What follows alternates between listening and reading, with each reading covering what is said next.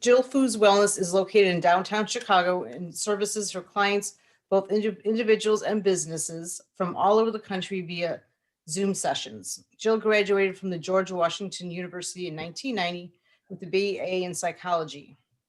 The Institute for Integrative Nutrition in 2018 and the Functional Medicine Coaching Academy in 2019, where she honed in on her health coaching skills that include the psychology of changing lifestyle habits.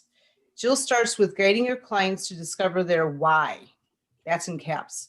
By helping her clients unveil why they want to make specific healthy lifestyle changes, she's able to assist them to make more self-aware of, to become more self-aware of their nutritional habits, sleep routines, exercise or lack thereof, and stress management skills. Jill will support you on your health journey to discover what your unique wellness equation is to become optimized. The future of your overall health and wellness includes a health coach. So with that introduction, Jill, I'm excited. Thank you. Thank you so much. I am going to share a screen, and I ask that everybody mute their microphones just because I know we have kids and dogs in the background. Okay, so yes, I'm Jill Foos, and I know some of you I haven't met yet, but I'm so happy to have been invited to partake in this. And I'm going to dive right in because I only have 30 minutes, which also reminds me to put my timer on. All right, so we're going to talk about fitness, nutrition in order to optimize health goals. And this is a really interesting topic to me, especially during COVID, because I have a lot of clients who during COVID have not been able to optimize their health goals before coming to me, thinking that this time was dead space and they were going to bake and eat and gain weight and lay around and watch Netflix and, just be all kinds of unhealthy. And in order to optimize your health goals, I ask that everybody here just take a deep breath and think about changing your mindset if that's where you've been. And your mindset now could be, well, this is such a unique time in history. We're never, once we're out of this, hopefully we're never going to have this opportunity again to be home so much and focus on ourselves, which includes our health. So to me, it's a bonus in terms of being a little bit selfish and taking that time for yourself. So when we talk about fitness, nutrition, and longevity, we're going to talk about knowing your why, defining your health goals, defining the fitness goals you may have, being realistic. Everybody's equation is different. What's good for your neighbor is not necessarily good for you. Build a new nutritional toolbox at home and purge the processed junk foods. That's really hard for some people. Be patient with yourself and stay in your own lane. We're going to lose fat and learn how to build lean muscle mass. I have heard of some success stories over COVID of people losing quite a bit of weight as well.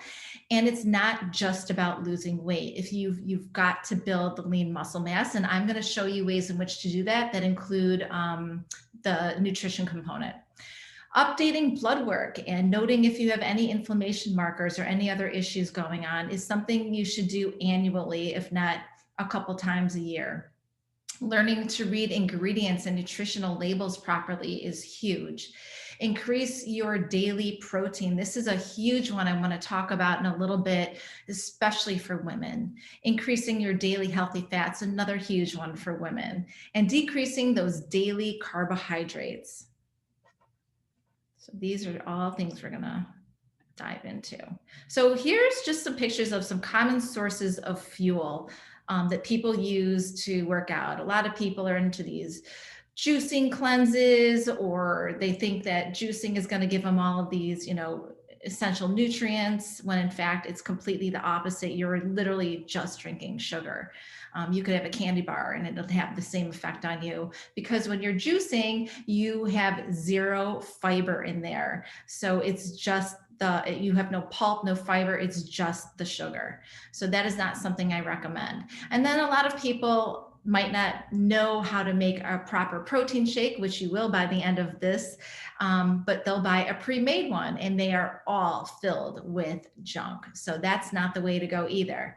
And then a lot of people want to try to make those protein shakes and they don't really understand, well, which protein powder should I buy? What ingredients are going to be helpful? It's so confusing. It's just when you go to the grocery store with the protein bars, the protein powders, it's just a wall of information, and we have no idea which direction to go. And then, of course, a lot of people go to places and buy the conventional smoothies or a juicing blend as well, like a Jamba Juice. And then this Luna bar, there's so many bars out there. There's energy bars, there's protein bars, there's meal replacement bars. And at the end of the day, I'm going to tell you 99% of them are just glorified Snicker bars.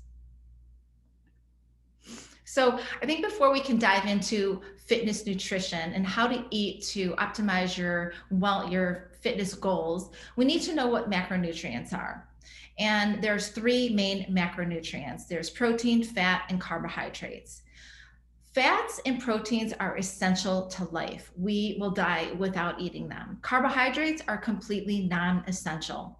And we'll go into all of that in a little bit as well. So where do we find these? Well, food, animals, and plants. The first one we're going to talk about are fats. And what does fat do for our body? Fats help us grow and develop our body, our nerves, our brain. They supply us with energy. And I know you're thinking, well, carbs is what gives us energy, but fat is also another source of energy. Help us feel full and satiated and nourished. They make food taste better. They help us absorb vitamins. So if you're eating a ton of fruits and vegetables and you've got vitamins A, D, E, and K, those are fat soluble vitamins. So sometimes I hear people eat a salad or a piece of fruit, but if there's no fat present in that moment, guess what? Those vitamins get completely taken out of your system and you do not absorb any of them. So you've got to have fat with certain vitamins in order for them to be digested and absorbed properly. They build our cell membranes. Fat helps every cell membrane in our body. They make our food taste better, which I said. They regulate hormones and balance our blood sugar. Regulating hormones. We're all women in this room, right? All of us every morning wake up and we jump on a new hormonal roller coaster ride every day, and it's never the same, and it never will be the same. Some of us are perimenopause, some of us are pre, post, going through menopause, and the hormone regulation is just crazy. Fats help you regulate that. And what do the proteins do for our body? Well, they build and maintain and replace tissues in our body, like our muscles, every one of our cells, our organs, and our immune system. Where they're needed for healthy bones and cartilage, skin, hair, and blood. You can think of collagen, keep us from being hungry all day, and they help curb sweet cravings. Animal protein is by far the most bioavailable form of protein over plant protein any day of the week. It is the most optimal food on the planet, to be honest with you. It's got almost every essential nutrient that our body needs. And protein goals, and I know this is going to be shocking to a lot of you out there, but I am bringing forward science to you. This is not my opinion. Women and men, we need at least 30 grams of protein per meal 3 times per day. And if you're an avid weightlifter, like I lift a lot of weights, I eat probably 50 grams of protein per meal. And I know that seems like so incredibly huge. And a lot of people talk about eating just a palm size of protein, but that's not 30 grams. That's probably like 20. And there's this really horrible disease for the elderly that is called sarcopenia. And it's muscle wasting. It's when we don't eat enough muscle. And as we age, we need more protein. We don't eat enough protein. As we age, it takes more protein for our body to synthesize and create muscle tissue. Without muscle tissue, we will die, and that is the disease of sarcopenia. It's the #1 killer of the elderly. Without muscle, we fall and we hurt ourselves. We can't take care of ourselves. Our cells age quicker. A host of enzymatic pathways in our body completely disintegrate when we don't eat enough protein. So that is a big one. Carbs. Everybody loves carbs, right? Carbs are everybody's worst enemy. Carbohydrates can be your body's main source of energy, but I told you before, another source is fat. If you think of being a keto or a carnivore type person, a carnivore is someone who only eats meat. Keto, I'm sure most of you have heard of. It's a moderate protein and a high fat diet. These produce fat as your energy source. When you eat too many carbs, your body then is becoming a glucose burner, which historically all of us are glucose burners. Carbs can help fuel our brain, our kidneys, our heart, our muscles, our central nervous system, but so can fat. So if you're someone who needs to lose weight, maybe your basal metabolic rate or your basal metabolic rate is sort of, it means how many calories your body needs to survive just upon waking. If that number, if you're eating too high against that number, you're going to start using the carbs to produce glucose to store as fat. So, and the only way to get rid of that fat is to hack into that fat through eating more fat and more protein and less carbs, so you can utilize the fat cells for energy. And that's, so eating fat doesn't equal building fat. Eating fat equals helping you hack into your fat, utilizing it for energy, and losing fat. But carbohydrates are nice. They add life to the party, right? They add grains, they add beans, flavors, textures, colors, all types of reasons why we're attracted to carbohydrates. So here's just some pictures of some carbs. And then there's two types of carbs, simple and complex.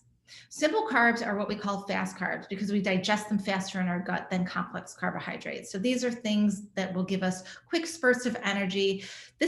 So who needs carbs? This is a great option for sprinters or interval type sports like hockey players, basketball players, because they're burning at a very high rate. Some simple carbs are in healthy foods also, like pasture-raised organic dairy and fruit that give us vitamins and minerals. And one interesting thing about dairy is that it is as addicting as sugar. So if you ever find yourself eating cheese and you just can't stop and you're craving it, it's hitting the same dopamine center in your brain that sugar hits. So I thought that's very interesting to me. Mostly processed sugary foods are simple carbs though, and eating a lot of these types of foods are going to lead to a metabolic dysfunction, chronic inflammation, unbalanced hormones, high blood glucose levels, hypertension, and type 2 diabetes. So simple carbs are not the best option if you're going to eat carbs. Complex carbs are better options. These are slower carbs, meaning they take longer to break down in our gut. They give us longer lasting energy in the body, great for endurance sports like running long distances, biking, swimmers. Definitely in more nutritious foods, if we look at beans or sweet potatoes, baked potatoes, whole grains, rice, oatmeal, these are all examples of complex carbs. Root veggies, butternut squash. So I wanted to show you this image on how to build a better plate, which is a great segue into fitness nutrition. So every time you eat, I want you to ask yourself these three questions, whether it's a protein bar, a protein shake, a bowl of soup, or a salad or your dinner. Where's my protein? Where's my healthy fat? And if you do carbs, because not everybody does, where are my smart carbs? Smart carbs are things like fruits and veggies. All right, so these are three questions I always want you to ask yourself. That way, when you are eating fruits and veggies, you've got your healthy fat there, which is going to help you absorb those fat soluble vitamins. And then your protein and your fat together is the equation for satiety. So if you eat just vegetables or just fruit, you're always going to be hungry very soon. You need the protein, you need the healthy fat in the equation to feel satiated. And feeling satiated helps us do what? It helps us maintain weight or lose weight because we curb our cravings that way, right? When we're full and satiated and feeling nourished. So now let's move into fitness nutrition. And these are common questions about protein powders. Which one should I use? What do you look for on the label? There's so many different types. And how do we use it properly as a meal replacement component or a pre and post workout shake? And even if you're not like a weekend warrior or someone who's heavy lifting in the gym, it's still important to fuel yourself properly before your workout and after your workout. So you don't have to be, a muscle building, female to have this resonate with you. It's all important. The first and the most a popular protein powder is whey and casein. These are both derived from bovine or cows. Whey is the most easily and quickly absorbed lactose intolerant friendly protein powder on the market. That's never going to change, but it's not for everybody. Casein is more slowly absorbed, best before bedtime. A lot of times, especially younger people, they just feel hungry at night. And if you're going to have anything, a casein shake would be best because it's going to help you stay fuller longer. But I don't recommend eating within a 3-hour window of going to sleep anyway. Isolate whey is easier for people. So when you look on the back of your label and it says isolate whey, this is better for people with lactose intolerance. It means that 90 to 95% of the protein is kept through a process that they use, and less than 5% is fat and carbs. And when we get a protein powder, we don't want fat and carbs to be in the equation. We want it just to be protein. So protein powders support muscle recovery growth, and they're rich in BCAAs, and these are branched chain amino acids. Amino acids are the building blocks of muscles and our tissues, super important. And you're going to see when you turn around the container of your protein shake, you're going to see a huge list of branched chain amino acids. And when you get whey or casein, you're getting all of the essential amino acids, which is essential to get from an outside source, meaning our body cannot produce them on their own. So we have to seek them in foods. So that's all good. Grass-fed is the best option if you're going to use whey or casein, which is dairy. So what's the con? Well, it's from a cow, so it's dairy. So if you cannot eat dairy, whey and casein are not your options. Egg white, this is the one I use because casein and whey are not my friends, but egg white is equally as delicious. You're not tasting eggs, and it's a great dairy-free option. You can look for organic and pasture raised on the label. Make sure you get that. I'm sure you've heard of this, but whatever the animal has been fed by the farmer ends up in your gut. So if you're going to buy a really cheaply made and sourced protein powder, whatever type it is, and it's not organic, it's not pasture raised, it's not grass fed, I promise you that the hormones, the additives, the preservatives, all the drugs, the antibiotics that have gone into that animal are now leaching out into your gut and getting absorbed into your bloodstream and causing chronic inflammation. So here we are again talking about hormones and feeling balanced and having a high functioning thyroid that's optimized. These are the little things that over time will break all those systems down. Quickly absorbed, second after whey. It has no fat. It's good for pre and post workout shakes. I'm going to explain all that to you in a bit. Also builds muscle. The cons: if you can't have eggs, you cannot have egg white protein powder.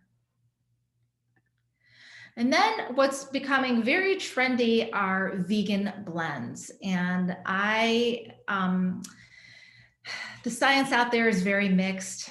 And I can tell you that vegan protein powders would be the last thing I would ever suggest a client to take. They are filled with anti-nutrients. The most popular would be pea and brown rice protein mixed together to create a complete protein profile, where the ones coming from eggs and whey and casein are already complete proteins.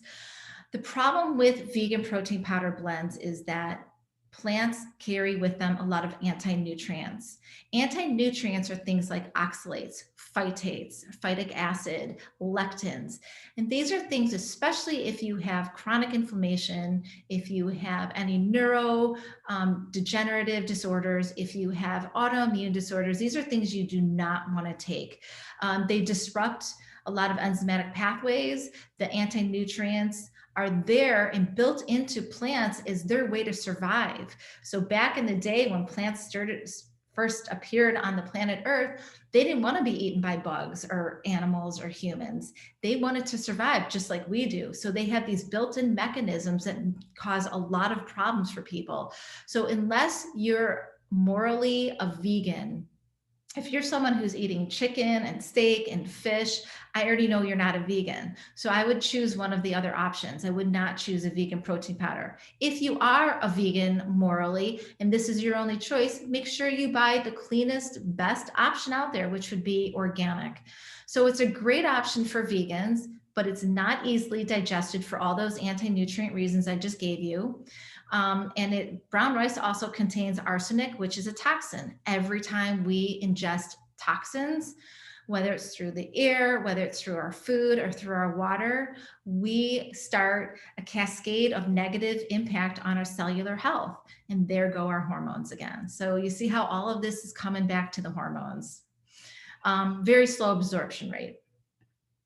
All right, pre and post-workout protein shakes. Let's get down to the nitty-gritty here. So on the left side, we've got pre-workout and meal replacement. So this is when you are, let's say you wake up in the morning and you're not going to go work out for a couple hours. You need that 1.5 to 2 hours prior to your workout to eat. And a lot of people I see, when back in the day when we were at gyms and we were at the yoga studios, I'd see a mom running in with a protein bar, just chowing it down, or someone just went and picked up Starbucks, or someone just went and picked up Jamba Juice, and they're literally eating it on their way in the door. So what's happening is all of that food is going into your gut, and all the blood, now your guts and your brain they're only thinking one thing. We have to do something with the food. We've got to digest it. We have to break it down. We have to absorb it. We have to spread it out all over the body. And so it's not helping you with energy. It's not helping you with anything except maybe bloating, gas, GI issues, nausea. So make sure you have a good 1.5 to 2 hours prior to your workout to eat. When we're making a pre-workout or a meal replacement shake, you can include all 3 macronutrients: fat, protein, and your smart carbs. So what are the elements to that? Liquid. You could use water, dairy-free milk, no juice. Do not use juice. Fats, nut or seed butter, coconut oil, MCT oil, avocado, which you can buy frozen now in chunks at the grocery store. MCT oil, if you've never heard of it, is called a medium chain triglyceride. It's just another word for a very healthy fat. It's amazing for your brain health, amazing for your gut health. If you're someone with GI issues, that is a great ingredient to add to your shakes, and it is derived from coconut oil. And then of course your protein source, your protein powder. Carbs could look like fruits, like berries, spinach and kale. The problem with spinach and kale, which a lot of people add to their shakes these days, is it's raw. And these two are super high in oxalates being those anti-nutrients. So when we put raw anti-nutrient dense leaves like spinach or kale in our smoothie, it could cause digestive issues. Things you might want to be more aware of when you're building these shakes before your workout is not adding 15 ingredients, right? Keep everything really simple. Use these elements. There's really no need to add in hemp seed and chia seed and flax seed and all these other maca powder and all these like cool, healthily marketed ingredients. Because what happens is if you do get a stomach ache, if something doesn't, or a rash or a headache, you can't figure out which ingredient it is because there's 15 ingredients in that. So I say keep it really simple. Also, the small amounts of those superfood ingredients are really not doing anything for you anyway. So you're better off building up your pre-workout or your meal replacement shake with simple ingredients that are high quality ingredients.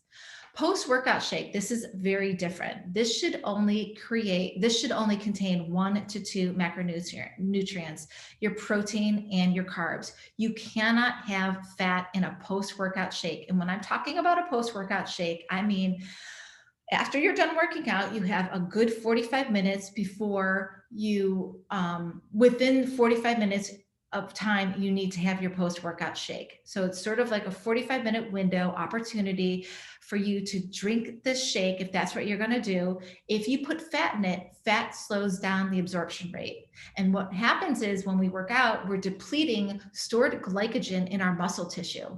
And glycogen is what gives us that energy. So if we put fat in there and we slow down the absorption rate of the protein and the carbs, if you do carbs, it's going to take too long to reload and replenish that lost glycogen. And that is a very important process post-workout.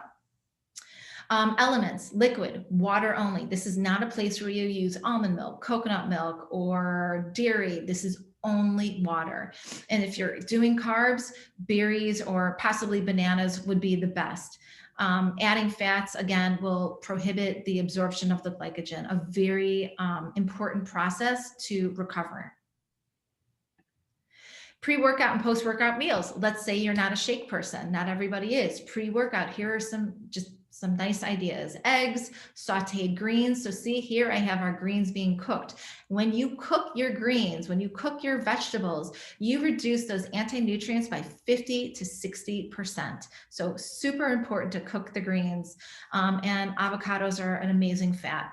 Leftover protein, chicken thighs, steak, salmon, nice fatty cuts of protein. Make it into an egg omelet with some more veggies. You can saute it in ghee if you're dairy-free, grass-fed butter, coconut oil, full-fat yogurt. Here's the place where all of us women want low fat or no fat, but that is not the answer. We want those healthy fats, dairy-free or organic dairy. You can add collagen peptides in it. You can add protein powder in it with fresh berries and make sort of like a thick pudding. It's really delicious. Post-workout meals. Here's where you can have more lean animal protein, right? So here we want the lean animal protein because what happens with the fat? The fat slows down the absorption of the protein and the carbs if you're doing carbs. Where on the other side, pre-workout, you can have the fattier cuts. Chicken or turkey sausage, lettuce wraps are great. Whitefish, shrimp, crab meat, and bone broth with seaweed is a great one. If you're going to do a post-workout meal within that 45 minutes, it can be very small. It does not have to be big. Most people aren't that hungry after a workout. And then probably within 30 to 60 minutes after that, you're going to be starving. And that's a great sign if that happens to you. That means your metabolism is taking that food, that energy, and it is up-regulating it into your glycogen stores in your muscle tissue. That's a great healthy sign. So when you're hungry 30 to 60 minutes later, go ahead and have a full meal. Fasted state workouts. This is something that I actually love. Maybe some of you already do and don't even know what it's called. It's exercising on an empty stomach when you wake up, and the timing is worked around intermittent fasting. So for some of you who intermittent fast overnight, if you like to work out in the morning, this is a great option. Women should fast no more than 12 to 14 hours. There's a lot of science out there, a lot of misinformation out there, but the science shows that because we have such an intricate system of hormones, because our thyroid is so sensitive, we aren't men. We cannot do an 18 to a 20-hour fast. So for women, optimal fasting hours, 12 to 14 hours, which is pretty much overnight plus a couple. And it doesn't even have to be that long. And you don't have to do it every day. You could do it 3 or 4 times a week. Basic intermittent fasting means stop eating after dinner the night before and then go past your breakfast a couple hours. You can have coffee. It doesn't break your fast. And then you're working out on a fasted state. What are the health benefits to this? Autophagy. This is when our cells are able to streak clean inside. They repair, they recycle, they detox all our cellular parts. And that's only happening in the presence of fasting. It does not happen when we eat. Becoming a fat burner. I talked about this earlier. You can either be a fat burner or a sugar burner. So you're either using fat for fuel or you're using carbs for fuel. It can't be both. It's one or the other. And your body, if you eat carbs, it's going to stick with being a glucose burner, always ahead of fat. And during your fast, your body mobilizes the stored fat for you to use from your cells to burn, helping you lose weight and reboot your metabolism. It's really great science. Helps designate a window of eating time on a daily basis. So some people need a lot of structure. So knowing that you're going to be eating from 11 a.m. to 6 p.m., might help you stay on track. A fasted state workout for a post-workout meal or shake, an hour later, you should be hungry for a full meal. So we talked about that on the other screen as well. All right, and in conclusion, always know your why. Everybody's why on fitness and health goals and all kinds of life goals are different. Know your why before you start, so you can set out small goals for yourself. Be realistic on these goals. If you're someone who's never run ever, running a marathon in 3 months is probably not the best idea. If you've never lifted weights before, maybe you hire someone to help you for 10 sessions before you go out on your own. So be smart. Purchase the highest quality protein powders or collagen powders, protein bars if you're going to regularly eat them. 12-hour intermittent fasting is effective for weight loss. Track your protein goals. 30 grams at the bare minimum per meal, every meal a day. And I know maybe you have to start small and work your way up, but I would suggest eating your protein and your healthy fats on your plate first, leaving the carbs last, and see how you feel. Take note of, I feel satiated. I feel full. I don't even think I need to eat anymore. And you're going to burn fat. Ooh, I timed it really well. Wow. Track your protein goal. Oh, okay. Make sure you're eating enough protein, weight training, resistance training. This is something that's super important. It should be done at least 3 days a week. To build muscle. We want to avoid sarcopenia. I think that doing yoga in between weight and resistant training is amazing. It's a great balance. I'm really excited to join Sarah after this. I don't know if you want to do Q&As, but a couple quick notes about me is I post a lot of health and wellness tips and recipes on my website, on my Instagram, on my Facebook page, almost every single day. I do Facebook Lives with some really cool people in the health and fitness world. And next week, I am doing a Salt for Life Facebook Live with a 3rd-generation salt mine owner from Redmond Real Salt, which is the best salt on the planet. It's out of Utah. So if you follow me, you'll see notices of that, but always trying to bring science and information to everyone to help sort out our goals. And let me take this stop share off. Okay. Thank you, Jill. That was awesome. That was really, really informational. And I wish we had time for the Q&A now, but we're going to save that till the end so that we can get on with the yoga. So Sarah, I am going to put you on spotlight and let Chris introduce you so that everyone should be able to see you really big on their screen so that we can follow what you're doing and saying.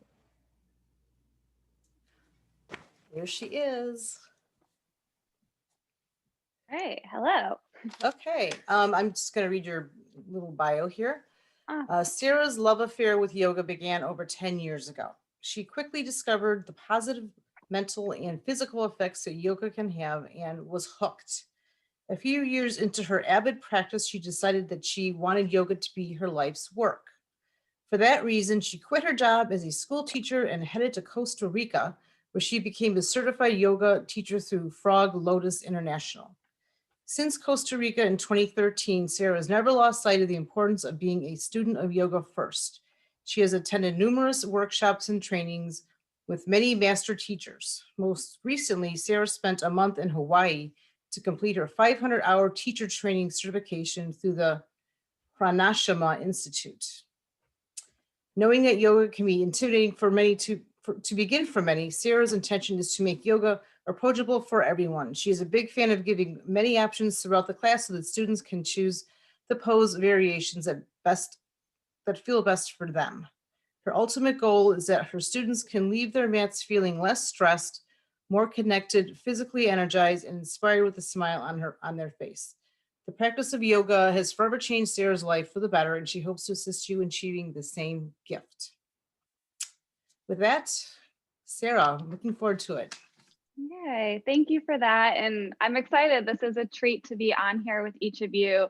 I'm really happy that I was able to hear like a little piece about everyone's yoga practice.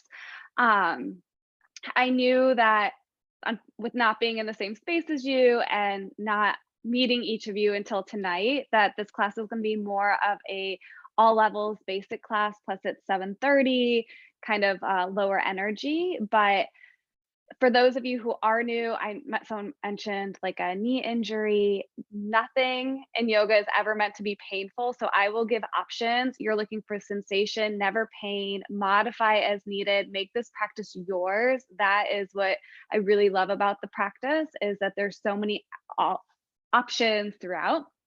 I'm going to make my way to my mat, and we are going to start seated. Now, if you do have, I know you probably all set up, you have your yoga mats out, it can be nice to sit up on a little bit of height. So this is just a nice note for yourself. I'm going to sit up on a folded blanket. I would like your hips to be as high or higher than your knees. Now, many of you are working professionals. You've probably been sitting a lot today, and that's going to help your hip flexors relax and just find a more comfortable seat. Now, they say, whether you're into this or not, that your palms facing up is energizing and your palms facing down is grounding. So you might be like, oh, that's awesome, I'm going to pick one on that. Or you might just pick one because one feels better than the other. So I'd like you to close your eyes and swim your awareness here into your body for a few moments. So just check in physically how you're feeling. And see if you can add a little bit more length to your spine. So begin to sit up a little bit taller, as well as lengthening through your neck. A common habit is that we lean slightly forward. So I'd like you to be mindful here that your shoulders are stacked up over your hips and that your ears are stacked up over your shoulders. So often that means taking your head slightly back in space. And then once more, just see if you can find a little bit extra length of the spine. And then soften in through your shoulders.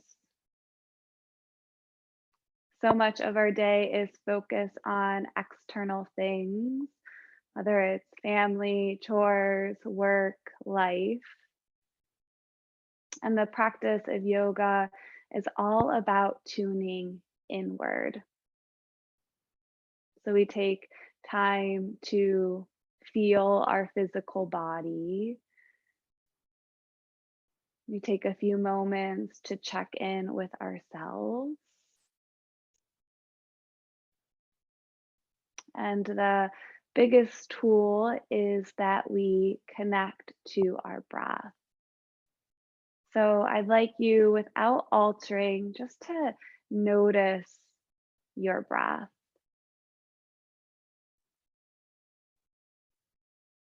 So of course, something that is happening constantly, but something that we may rarely check in with.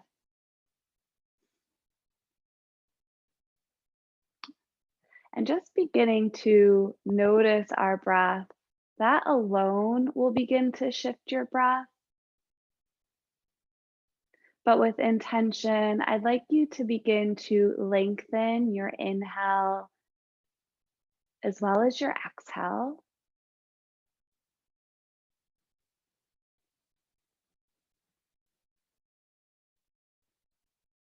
We also tend to breathe in and out through the chest, which can make us feel more anxious, and that's not what we're looking for. So I'd like you to begin to send your breath towards the pit of your belly. It may feel or take a few rounds for that to feel comfortable, and that's okay. Feeling the belly inflate and fill in all directions as you inhale and empty as you exhale.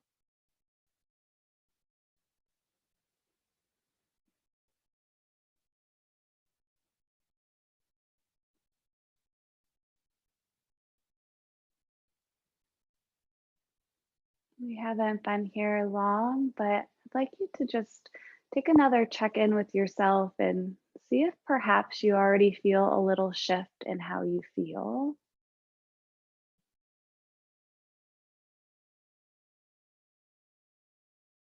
Then invite your palms to touch in front of your heart. And remind yourself why you chose to sign up for this event this evening. Yoga gives you the opportunity to set an intention, and it's a sweet reminder to yourself of what you're here to take care of on your mat, what you're here to heal or release. And slowly begin to butterfly open up your eyes and take your arms and sweep them to the sides and up to the sky. So you're getting tall and long here into the spine. Then place your left hand down onto the ground and sweep your right arm up and over. And I'd like you to do your best to keep your right sitting bone grounded to the earth. And then take your gaze and look down at your left hand. So without building any tension in the neck, as you reach up with those fingertips, creating space into the right side. Then gently press your left hand into the ground and sit back up tall. Reach your right arm high. Take your hand to the outside, maybe kind of like your left ear, lengthen through your neck, and then melt your right ear to your right shoulder. And your hand here, not necessarily pulling, it's just a little extra weight to add a little bit of extra stretch into that side of your neck. And bring your right hand to the right side of your face and guide your head back up. And take a breath in, sweep both of your arms back high. Exhale, place your right hand down to the ground and sweep your left arm up and over. So as you find the side bend, you're grounding down into the left hip and you're sending your gaze down at the ground. So you're not building any tension. So never sacrificing one space of the body to get into another. And press into your right hand and reach yourself back up, lengthen through the neck. Bring your hand to the outside of the right side of your face and melt your left ear to your left shoulder. Again, not necessarily pulling, but just getting that extra weight of the hand. And take your hand to the left side of your face to help guide your head up. And let's come forward onto hands and knees, tabletop position. Now, while practicing on something different, if you're on hardwood floor and this is bothersome of the knee, feel free to pad up your mat with a blanket. Otherwise, if you're on carpet, you should be fine or might be fine nonetheless. I'd like you to be really mindful here that your fingers are spread wide, kind of like starfish, so there's space between each of your fingers, and your wrists are directly underneath the shoulders. Begin to move into the spine here. So as you inhale, begin to lift the tail, soften through the belly, and open up the front of the chest, cow pose. So when you're in a back bend here. And exhale, begin to draw your tail down, round your spine, press down and away with the hands, and send your gaze at your navel, cat pose. Inhale, lift the tail, soften the belly, open up the front of the chest, cow. Exhale, draw the tail down, round the spine, look at your navel. If you're comfortable to close your eyes, I'd like you to do so as you move through a few more rounds, taking a full inhale to take you back into your cow pose. And then your full exhale to take you back into your cat pose. So just allowing the sensations you feel of the body, the movement of the spine to really continue to anchor your awareness here. And exhale, you round. And they take one more round. It's said in yoga that you are as young as your spine. So moving the spine every day, so important. Come back to your tabletop position. On your next inhale, reach your right arm up to the sky and look up at your fingertips. Exhale, thread your right arm underneath you. So the right arm's gonna face, or right palm, I'm sorry, will face up. And if it's comfortable, the right side of the face comes to the ground. If not, you could slide a blanket or a pillow underneath you. And then you're gonna reach the left arm forward. So you're gonna extend that left arm, breathing or creating space between the shoulder blade.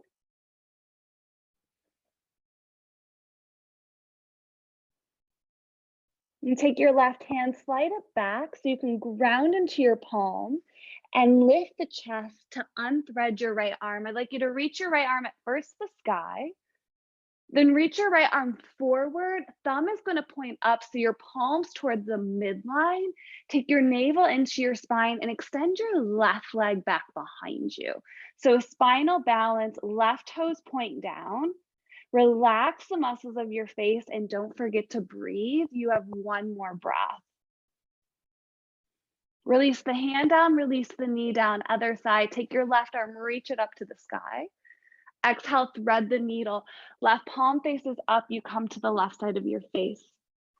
Take your right arm, extend that forward.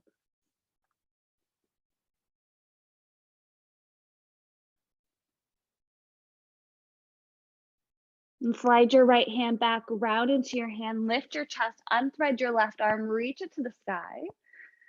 Then take your arm, reach it up and over, or I guess more forward, navel in, take your right leg, reach it back.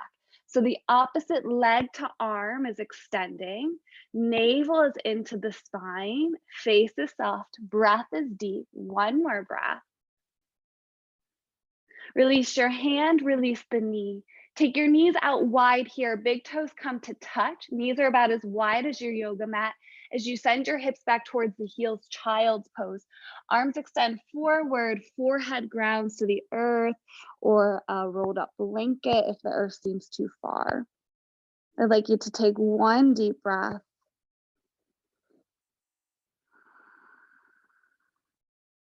Then return forward onto your hands and knees. We're going to prepare for downward facing dog. You'll take your hands about one palm print forward.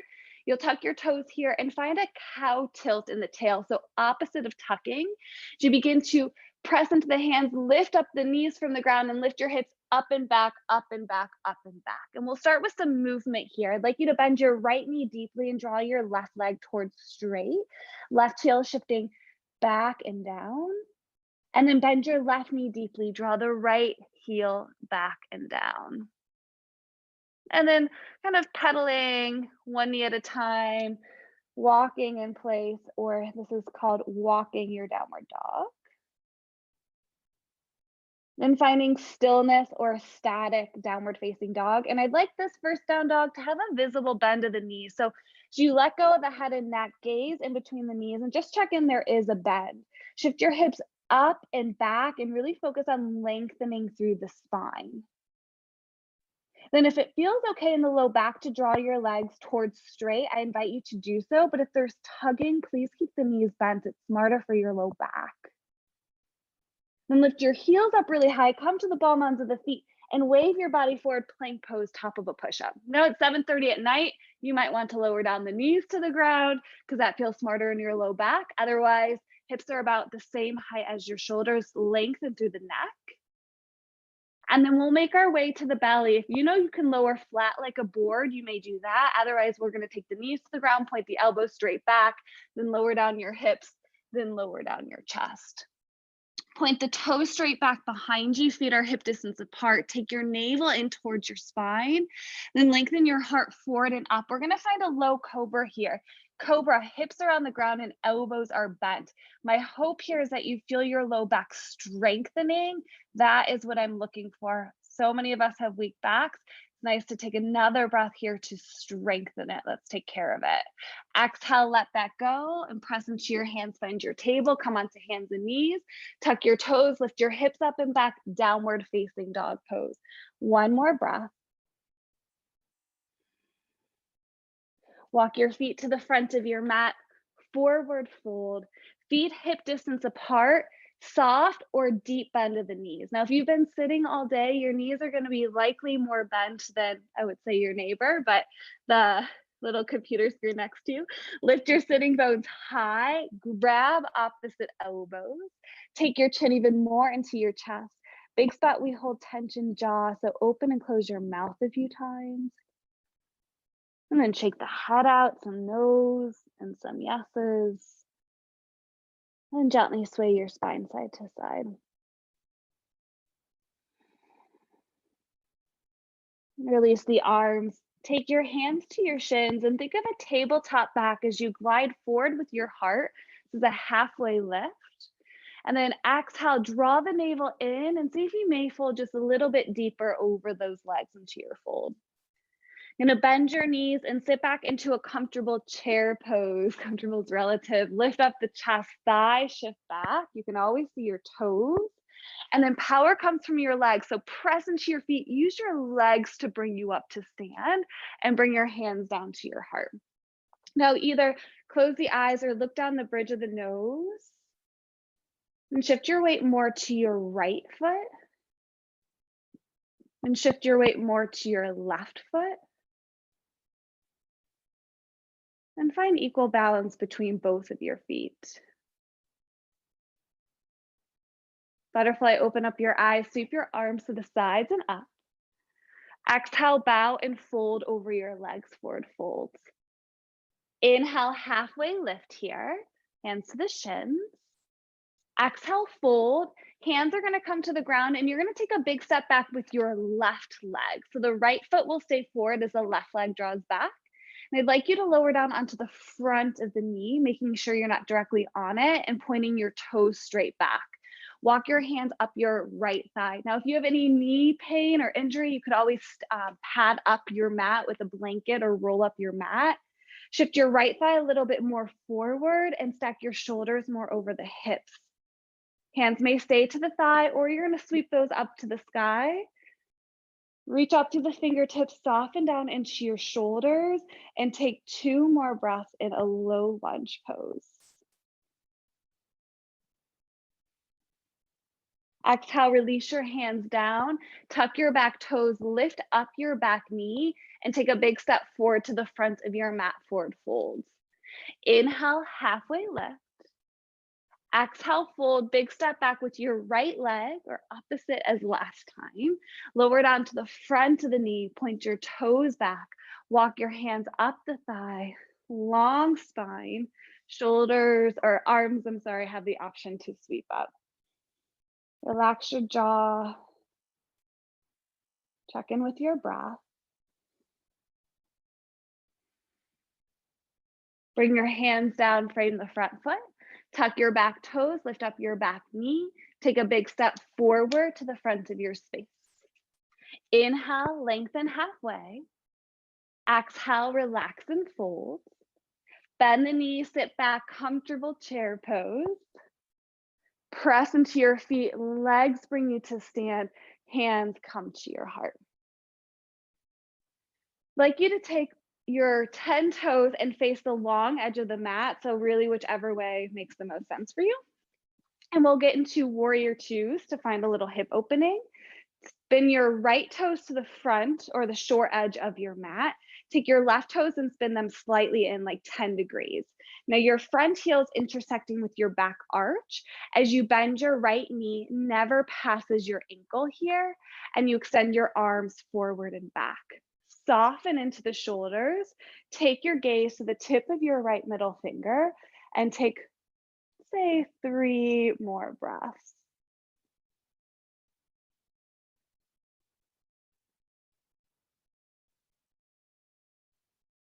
And take a breath in, draw your front leg towards straight, spin your toes towards me, and give yourself a big hug with your right arm on top. Now, elbows are in line up here with the shoulders. You can walk the fingertips a little closer towards each other on your back. Or you can find eagle arms where the back of the hands or the palms here touch.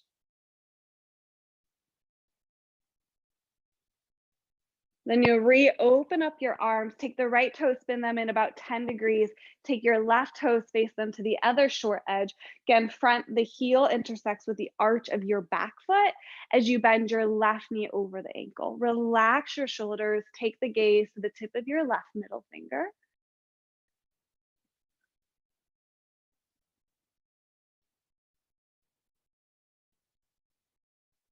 Draw your front leg towards straight, the left leg, spin your toes to the long edge.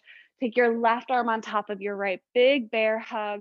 See if you can walk the fingertips closer towards each other, or option to take back of the hands or palms to touch.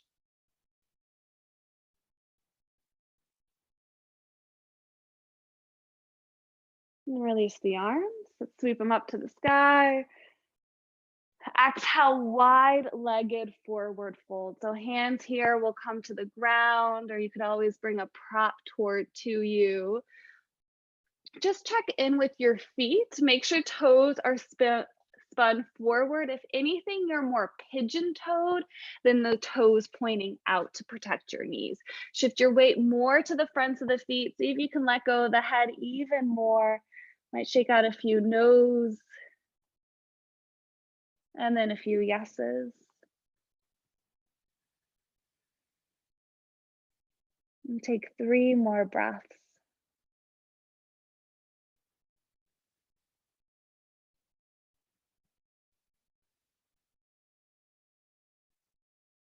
You're gonna walk your hands out in front of you and come up onto your fingertips.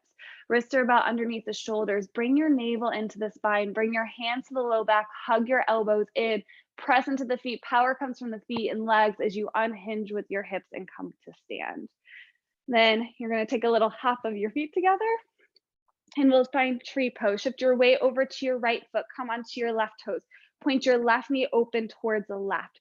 Foot might stay to the ankle or to the calf or above the knee. Bring your palms to touch at your heart. Give those palms a squeeze so the elbows find a little lift. Find a focal point that doesn't move here. Relax your shoulders and breathe.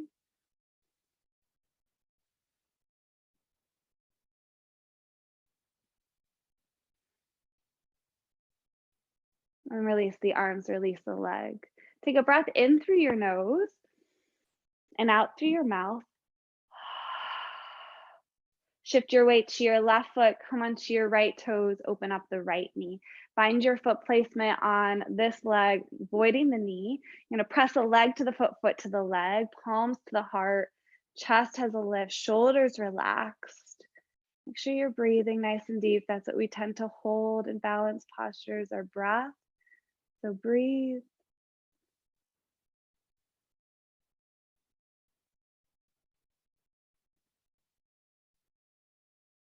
And release the arm, release the leg. Take a breath in through your nose and out through your mouth.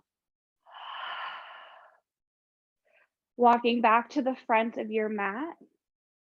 Take a breath in, sweep your arms to the sides and up. As you exhale, bow and fold over your legs. Inhale, lengthen halfway. Exhale, fold, plant your hands, step back, downward facing dog pose, hands shoulder distance, feet hip distance, hips shifting up and back. Option for knees to be bent or legs towards straight. Then lower down the knees to the ground, untuck the toes, take your knees out about as wide as your mat, big toes come to touch, hips towards the heels, child's pose, forehead to the ground.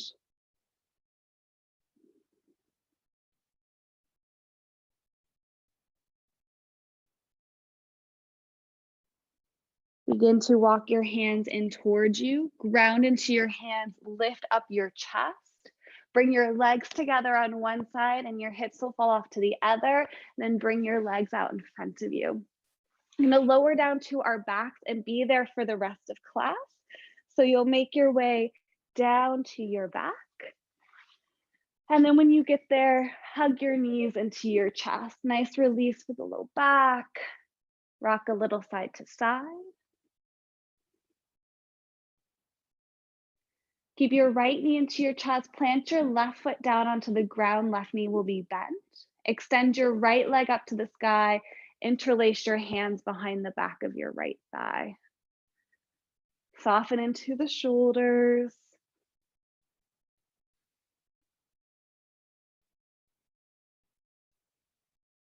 And bend into your right knee. Draw the toes towards you, so flexing the ankle as you cross the outer ankle on top of your left thigh. You can either press the right thigh forward, or you can interlace hands behind the back of the left thigh with the right knee still opening forward.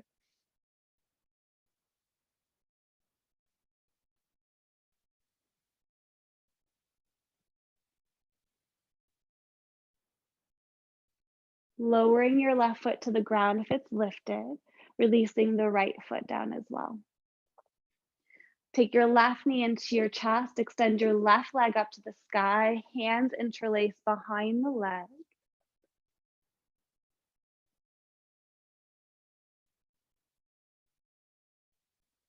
And bending your knee, drawing or crossing the outer left ankle on top of your right thigh. You can either press the thigh forward here or interlace the hands behind the back of the right thigh. Now this time, left knee always feels safe, but as long as moving into the head doesn't change anything in the lower body, I'd like you to rock your head side to side. Just give the back of yours a little massage.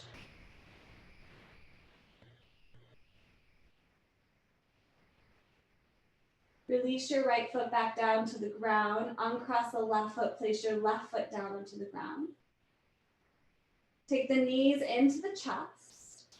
Stack your knees up over the hips. Open your left arm to the left, palm faces up. Right hand outer left thigh. Draw the knees over to the right side for a supine twist. Left upper back might lift up. Just melt that towards the ground. And you can either look up or towards your left fingertips. Then send your gaze at the sky. Use your navel into your spine. So use your core. Take your knees up through center. Right arm opens to the right, palm up. Guide the knees off to the left side. Right upper back heavy on or towards the ground, gazing up or right.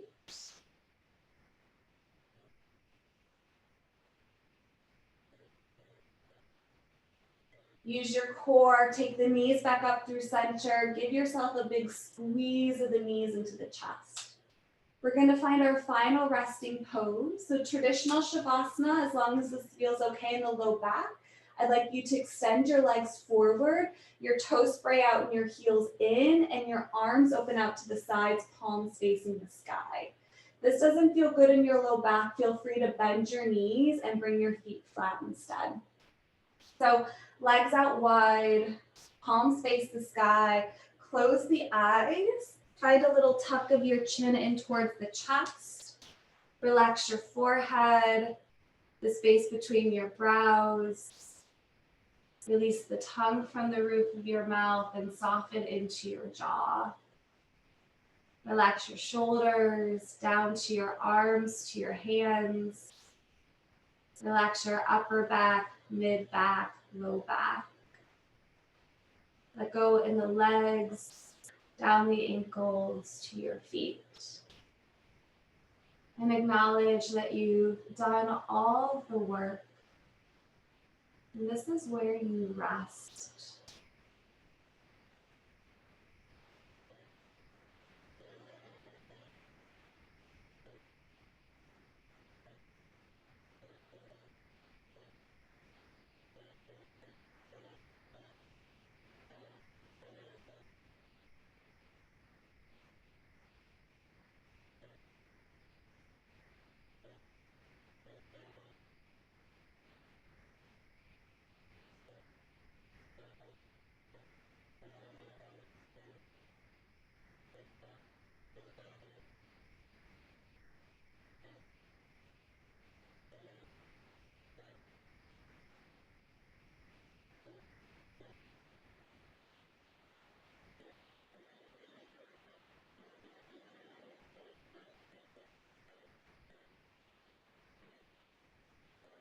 It is said that in only quiet waters do things mirror themselves undistorted, and only in a quiet mind is adequate perception of the world.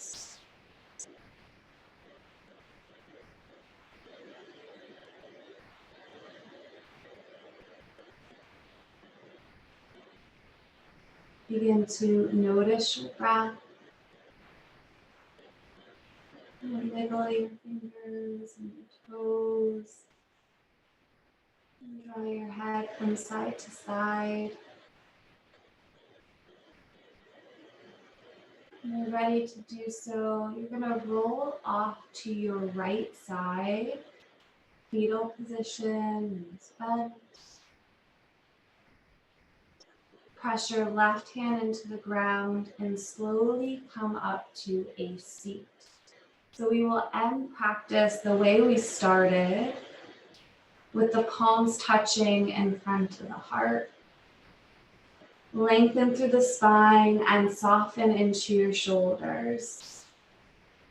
And enjoy these sweet final moments to check inward with yourself and to notice the effects of your practice this evening.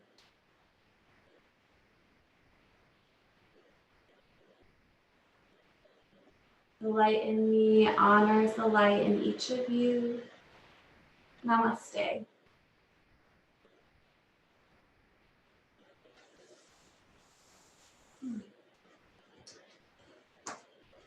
Thank you, everybody. It's 30 minutes. Sometimes is a little, I'm glad I got 30 minutes with each of you, but it's just a taste of what an hour-long class or anything like that could be. My name's Sarah Longfield. I'm Sarah Longfield Yoga, Sarah Longfield on Facebook. So any questions? I teach virtual classes and in-person classes. So if you're curious or interested, feel free to reach out, and I'd love to answer any yoga questions, or feel free to reach out to me, email me too, any injuries, questions. I know sometimes it's easier to ask those certain things on an individual basis. So I'm here. So much. That was incredible. And we were so lucky to have two great women giving us all this wonderful advice. And we need it as women. We needed the yoga to relax. I feel so much better now. And all the nutrition information was great too. I feel it was a wonderful evening. And if anybody has any questions of Sarah, they could ask them now. Or like she said, you could email them. And do you see anything, Karen?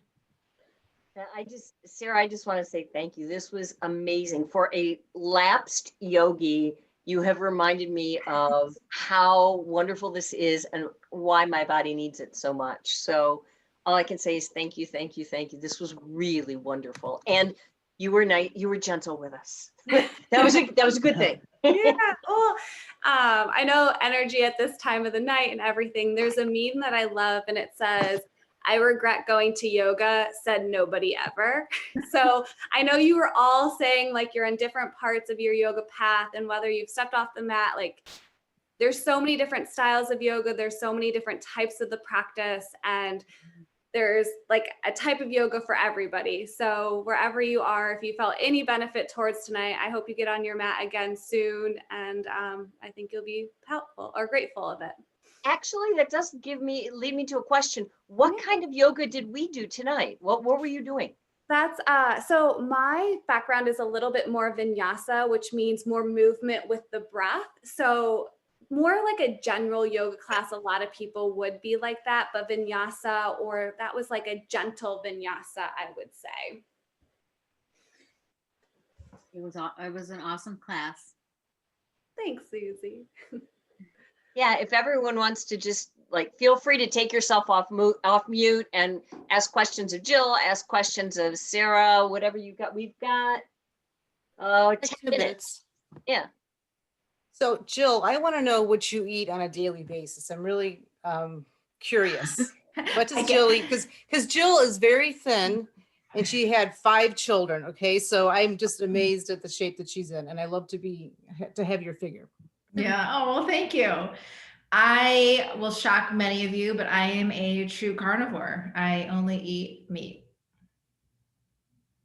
It works for me. No vegetables? I don't eat any vegetables. I don't eat any fruit. I eat no plants of any sort. Oh, And I started it, I was keto for 3 years before that. I was paleo before that. I only have half a thyroid, and I had a lot of issues with balancing my hormones over the last 20 years when I had my thyroid, half my thyroid taken out. And all the kids just, you know, having kids and kids and kids and kids just wore on my body. And when COVID hit, I decided I knew about carnivore. And I said, you know, what can I lose? We're on shutdown. I'm going to try it for 30 days. And I'm now 10 months in, and my blood work has come back more perfect than ever in the last 20 years. And my functional medicine MD is just like, oh my goodness, like whatever you're doing, keep it going. But it's not for everybody. And I do not push my clients towards this at all. Carnivore is amazing for people, for obese people. It is an amazing 30-day reset. It is the ultimate elimination diet because you've taken out everything except animals. so Does that include eggs? Yep. I was just about to And say. some people do dairy. I do very minimal. I do goat sometimes, but very minimal. So, you know, it's what you make of it for yourself. But true carnivore is literally red meat, salt, and water. I'm not that. I do, you know, I'll eat any animal. Yeah. I have a question about, Mhm. you mentioned about your body and your hormones at different times. Do you adjust, you said the 30 grams of protein and the fats, do you adjust those differently depending if somebody's perimenopausal, menopausal, postmenopausal? Mm-mm. No? Oh, it's all the same. It's the same. And obviously if we're talking about everybody out there, you know, a 250-pound man obviously is going to need more than 30 grams. It's usually 1 gram of protein per pound of weight. So if you weigh 120 pounds, you would essentially, your goal would be 120 grams of protein throughout the day. So divided by, if you do 3 meals, you're looking at around 40 grams. It's not easy for everybody, especially in the morning, because when you wake up in the morning, you don't really want to eat, you know, 10 eggs or whatever it is. You know, I'm fine with it. I'm used to it, but it took a while. But it absolutely, based on the science out there, you could Google it. You absolutely want to avoid sarcopenia at all costs. It is a nasty disease and it starts earlier than you think.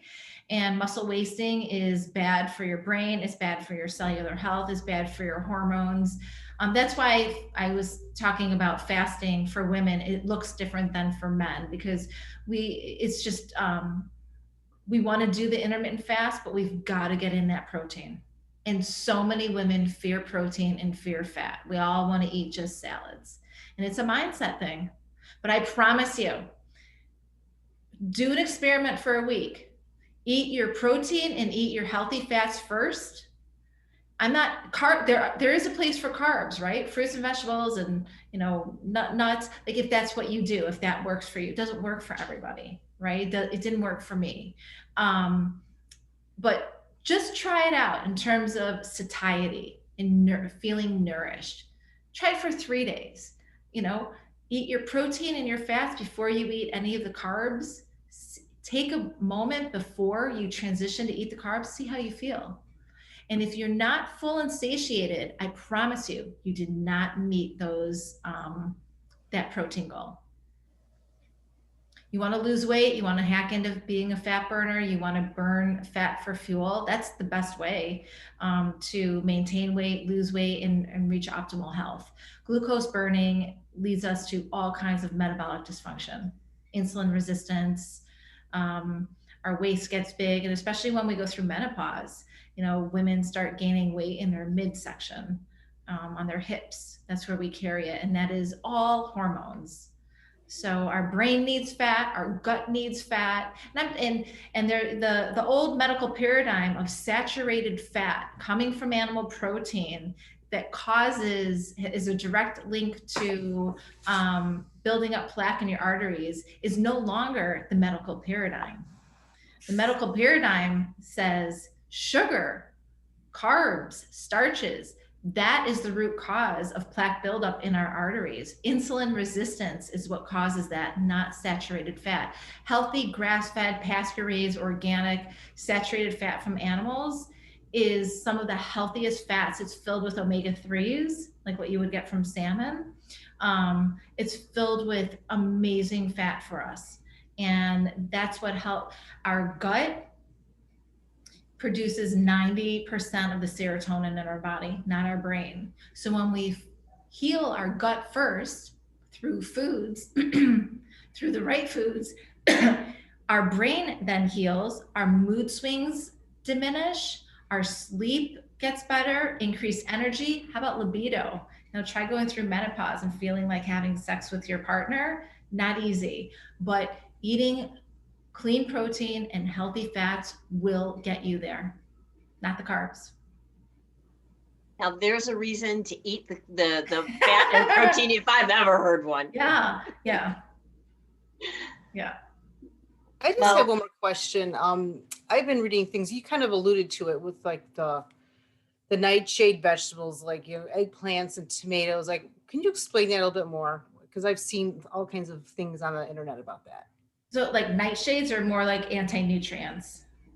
More like nightshades or like Well, some people are just more prone to negative side effects from eating certain types of groups of food, right? So like high histamine foods, high oxalate foods, and then there's the nightshades. So, and you don't know any of this stuff until you pull them out. You have to, if you have reactions when you eat and you aren't sure what it is, that's when you start having a food journal, tracking what you're eating and what you're feeling that day or the next day. Do you get a headache? Or do you always get a headache? You have to start connecting the dots for yourself. So that's why I suggested when you make your protein shakes, leave out all those quote unquote superfood ingredients because they cause a lot of problems, but you just don't know. You have to simplify so you can figure it out. You've got to be your own food detective. So if you're someone who eats a lot of tomatoes, pasta sauce, pizza, tomatoes on your salad, but every time you eat things like that, you don't feel good, you've got to think to yourself, well, what's the common denominator in all of this? It's tomatoes. Take them out, see how you feel. Then put them back in 2 weeks later and see how you feel. And that is how you can do a home elimination diet and test out your food intolerances. There's also blood work. You can get blood work done, which is very expensive. It's about 256 ingredients that it tests. It's cost about $800 to $1,000. That's if you're having a lot of GI issues. And that's blood work from a doctor. Yeah. Wow. I have a question. Can you hear me? Or Yeah, hi Sue. oh, sorry, I didn't know if I was muted or unmuted. Yeah. And I came in a little bit late, so you may have said this, and I'm sorry if you could repeat it. What about collagen supplements? Like my kids use it for their hair and all this stuff. They're like, oh, you should use this. You should use this. What do you think about? I think it's like the VitaPro or something like that. Vital proteins. Yeah, that's just a company. There's a lot of companies out there that have collagen. Do not confuse collagen with protein powder. They are very, very different. Okay. So collagen powder, if you have that, that's something you can add to your coffee in the morning, right? But that's not to take the place of protein that goes in a protein powder. Or if you make homemade protein bars, right? Collagen is completely different, and collagen is amazing. Make sure it's grass-fed. Anytime you're buying anything from a cow, you want to make sure this is all grass-fed and pasture-raised. Really important because the chemicals, like I was saying before, they get into our gut and they cause so many issues, especially for women. And my other question is, I need to be on a low sodium, because of blood pressure and stuff, for low sodium, or any things that you recommend better for like a low sodium, because I think a lot of people need to be careful of that. It's really interesting you're saying that. I'm actually doing a Salt for Life Facebook Live next Tuesday night with one of the owners of Redmond Real Salt, which is a mineral salt that comes out of the ground in Utah. It's fantastic.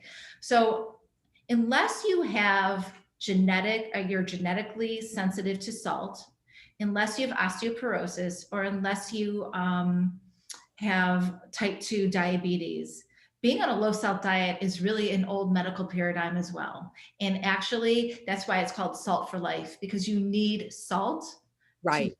to survive, right? So without really going into your health history, I can't really comment on for you, because I'm not a huge believer in a low salt diet unless you fall into those categories. What is that? Oh, sorry. Was that a cat? No, that's my daughter. Oh. Yeah. Okay. Well, on that happy note, Chris, I think it's time.